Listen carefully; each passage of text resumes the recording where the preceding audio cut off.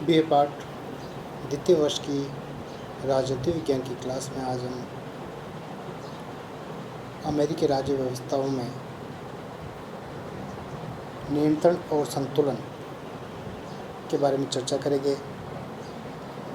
पिछली क्लास में हमने शक्ति पृथक्करण के बारे में अध्ययन किया था।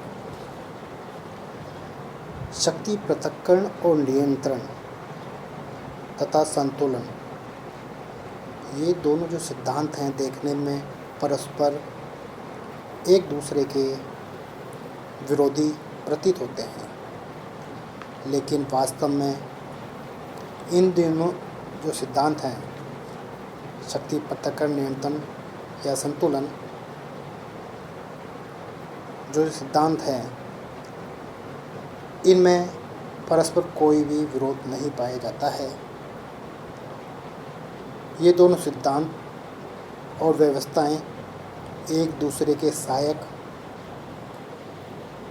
ये कहें कि सहयोगी हैं या पूरक हैं। इन दोनों जो सिद्धांतों का उद्देश्य है वह केवल एक ही है। जो शासन की शक्तियां हैं, मर्यादित कर संविधानवादी शासन की स्थापना,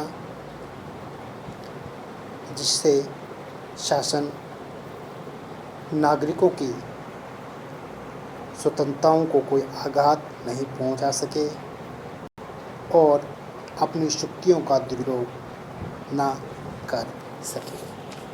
इस प्रकार हम कह सकते हैं कि ये दोनों सिद्धांत, शक्ति पृथक्करण, नियंत्रण और संतुलन, परस्पर विरोधी नहीं है। नियंत्रण और जो संतुलन है, उससे आशय है कि शासन की जो भी अंग हैं एक दूसरे की शक्तियों को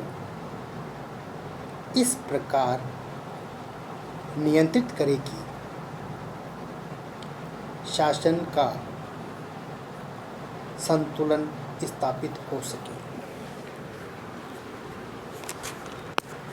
कि जो शक्ति हैं उनका संतुलन हो सके, संतुलन बना रहे।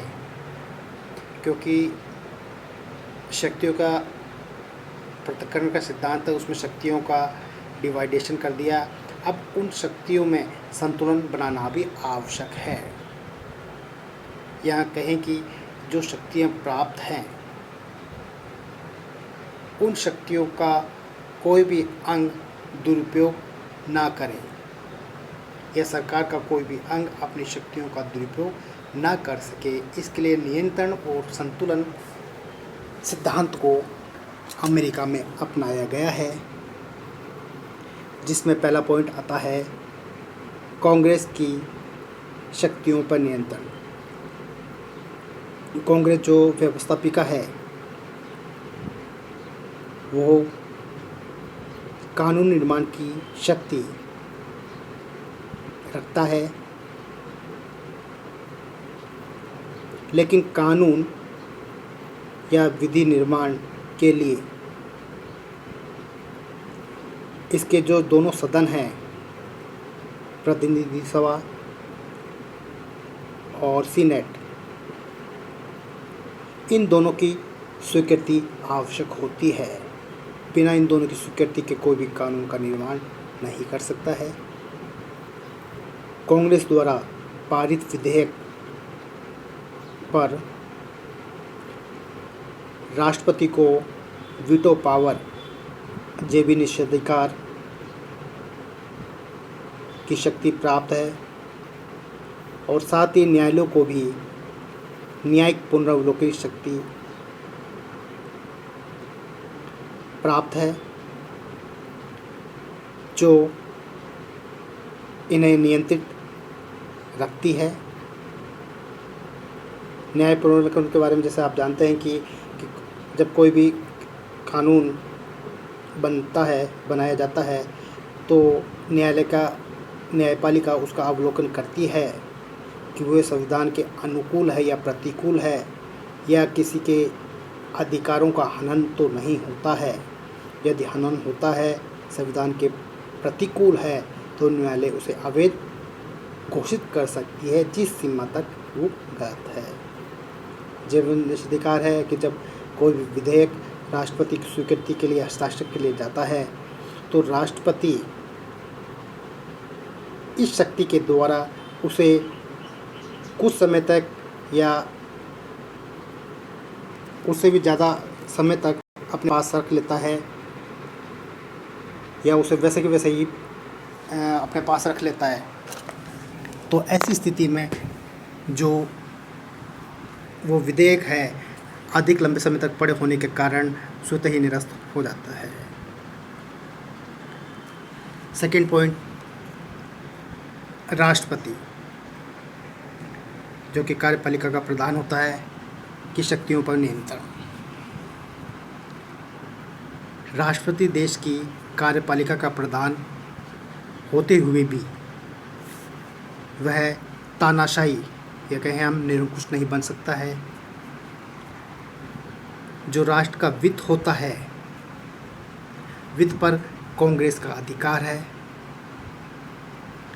तथा कांग्रेस द्वारा निर्मित विधि के अनुसार ही धन व्यय कर सकता है कि जो कांग्रेस ने जो नियम बनाए गए हैं उसके अनुसार ही धन को खर्च किया जाता है। राष्ट्रपति तीनों सेनाओं का अध्यक्ष होता है, लेकिन युद्ध है उसके संबंध में कांग्रेस ही इसकी पुष्टि करता है या इसकी स्वीकृति देता है कि युद्ध करना है या नहीं करना। जबकि राष्ट्रपति क्या है कि तीनों सेनाओं का अध्यक्ष होता है या कहीं सेनापति होता है, होते हुए भी वह युद्ध की घोषणा नहीं कर सकता है। उसके लिए कांग्रेस की स्वीकृति उसे लेनी होगी। कांग्रेस महाभियोग द्वारा पदच्युत कर सकती है, मतलब पद से हटा सकती है,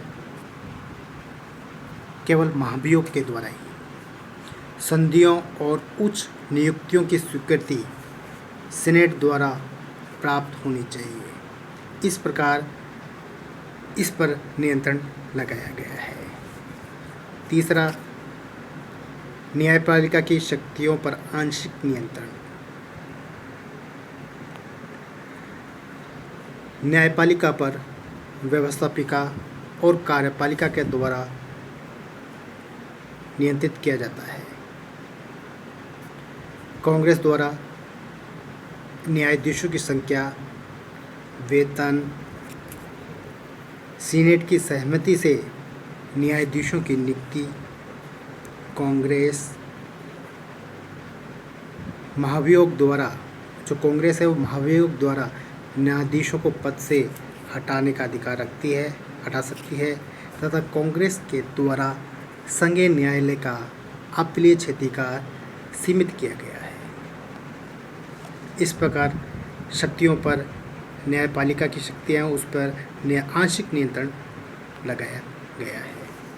चौथा पॉइंट आता है, कांग्रेस के जो दोनों सदन हैं वो एक दूसरे को नियंत्रित करते हैं।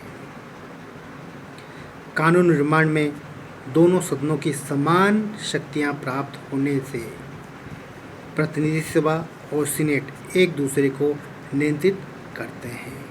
कि दोनों सदन हैं उसको क्या है कि समान शक्तियाँ प्राप्त हैं, समान शक्तियाँ प्राप्त होती हैं तो दोनों ही एक दूसरे को नियंत्रित करते हैं। पांचवा पॉइंट है, संघीय व राज्य सरकारों का एक दूसरे पर नियंत्रण। जो कि अमेरिका में संघात्मक शासन व्यवस्था अपनाई गई है, इसके कारण जो राज्य सरकारों को भी प्राप्त शक्तियाँ प्राप्त है। संविधान संशोधन के लिए जो राज्य हैं उनकी स्वीकृति आवश्यक है, जिसके लिए संशोधन के प्रस्तावों पर 3/4 राज्यों के अनुसमर्थन की आवश्यकता होती है। बिना इसके संविधान में संशोधन नहीं किया जा सकता है। इस प्रकार से अमेरिका में शक्तियों पर नियंत्रण में संतुलन रखा गया है। इसके पश्चात हम अगली क्लास में लेंगे।